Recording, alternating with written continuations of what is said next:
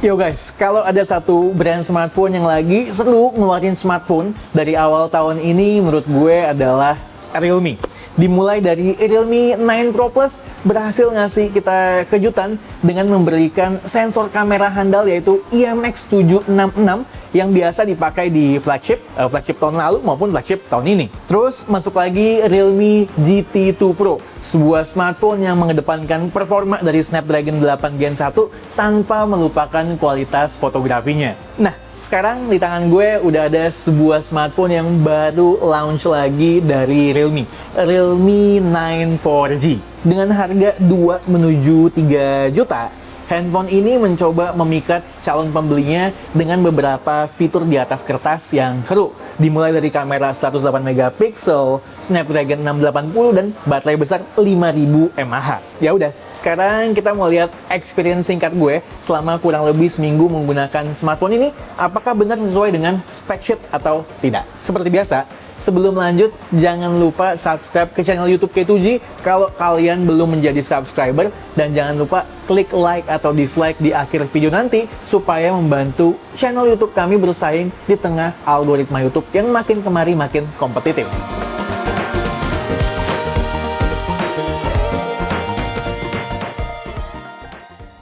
Gue baru pakai Realme 9 ini sebentar banget, semingguan lah. Kayaknya Realme buru-buru banget rilis nih HP ya, demi buat konsumen makin bingung spend THR-nya.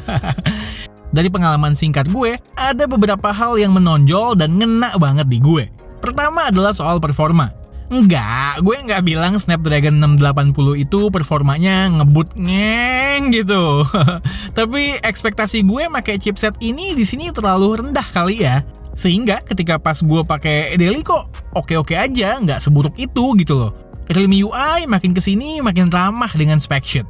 Artinya, ketika dipasangkan dengan chipset lower mid-range pun masih tetap berasa smooth-smooth aja karena UI-nya ringan. Lebih jarang stutter di UI dan aplikasi ketimbang Snapdragon 680 di Redmi Note 11 yang pernah gue coba misalnya.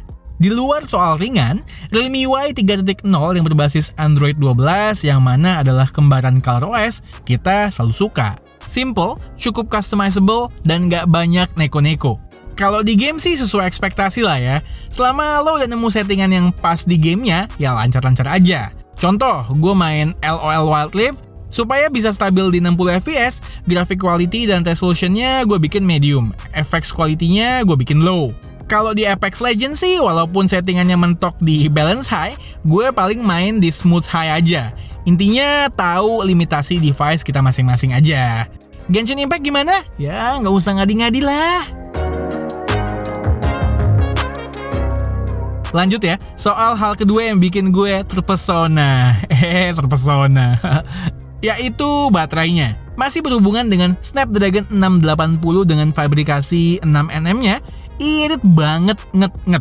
Gue pakai dengan penggunaan medium, including gaming sejam, 2 jaman pakai map sambil streaming YouTube Music dengan mobile data, serta berjam-jaman sosmed dan browsing. Masa iya gue tembus 7 jam lebih dengan total nyala 52 jam? Gile. Sebagai pengguna HP flagship, gue iri kalau lihat smartphone mid-range baterainya bisa begini.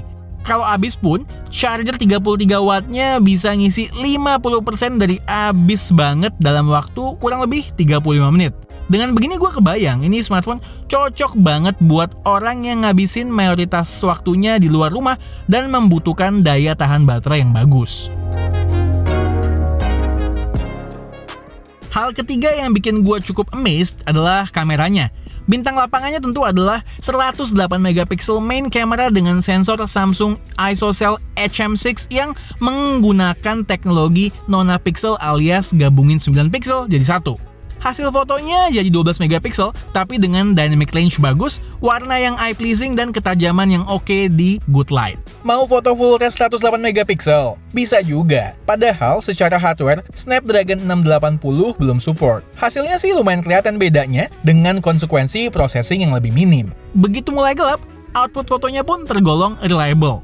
Di indoor lighting pun selama kitanya bener-bener steady, hasilnya bagus untuk smartphone harga segini. Kenapa gue bilang tangan kita harus stabil? Ya karena nggak ada OIS, sayang ya.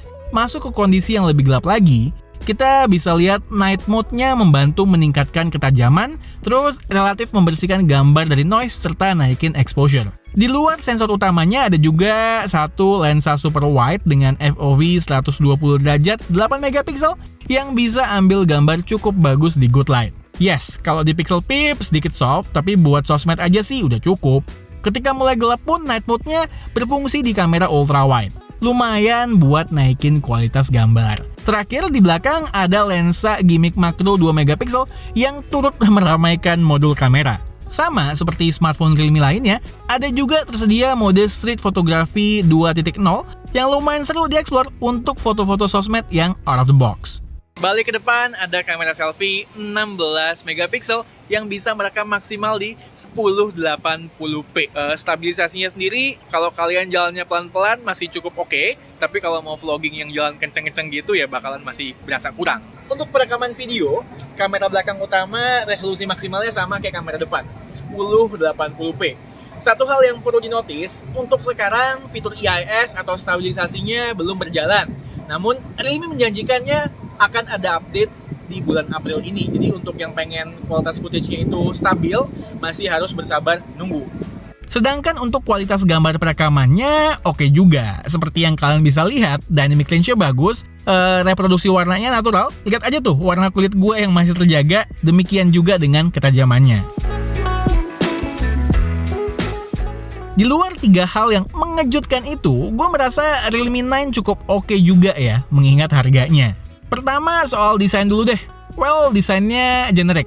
Plak ketiplak depan belakang sama dengan Realme 9 Pro Plus. Warna Meteor Black-nya ini gue suka karena punya finishing matte yang nggak norak. Selain itu ada warna Sunburst Gold dan juga Stargaze White yang mempunyai special finishing yang ketika kena cahaya kayak bergelombang gitu pantulannya. Body dan frame-nya terbuat dari polikarbonat alias plastik, tapi punya build quality yang solid. Berasa kok di tangan mantapnya. Lagi-lagi finishingnya matte bener-bener ngebantu ngasih kesan mahal. Depannya juga punya dagu yang sayangnya masih cukup tebal seperti di kakak-kakaknya.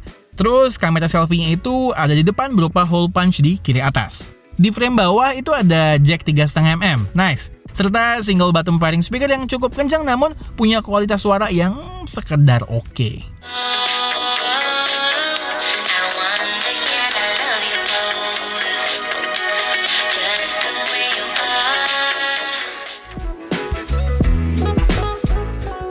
Layarnya Super AMOLED berukuran 6,4 inch dengan resolusi Full HD Plus dan refresh rate 90Hz.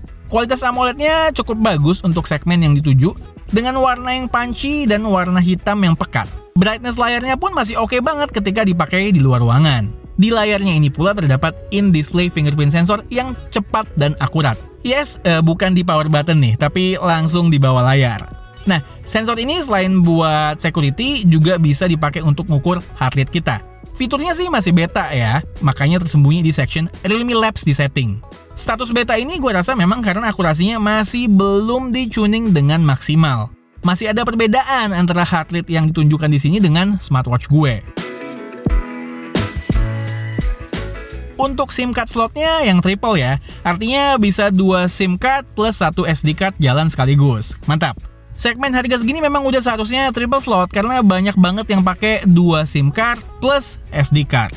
Terakhir, Realme 9 ini hadir dengan 2 opsi RAM yang menemani storage 128GB UFS 2.2, 6GB LPDDR4X yang bakal dijual eksklusif secara online dengan harga sedikit di bawah 3 juta, serta RAM 8GB yang bakal dijual secara offline dengan harga sekitar 3,5 juta.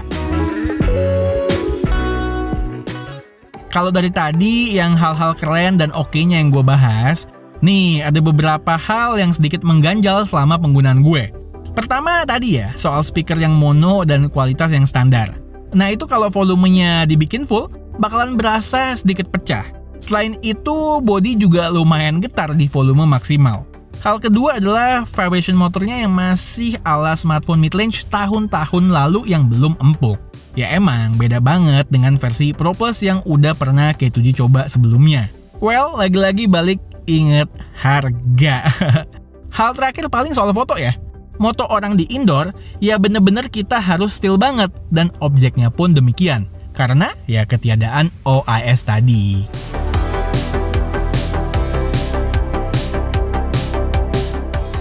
Oke, itu dia Realme 9.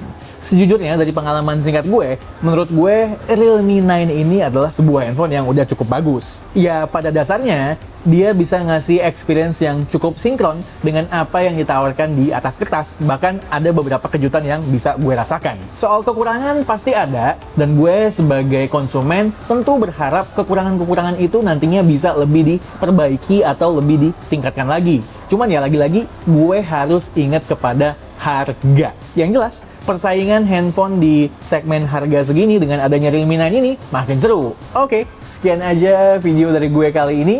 Gue Satish and this is K2G. Tunggu racun-racun kami yang berikutnya. Bye guys.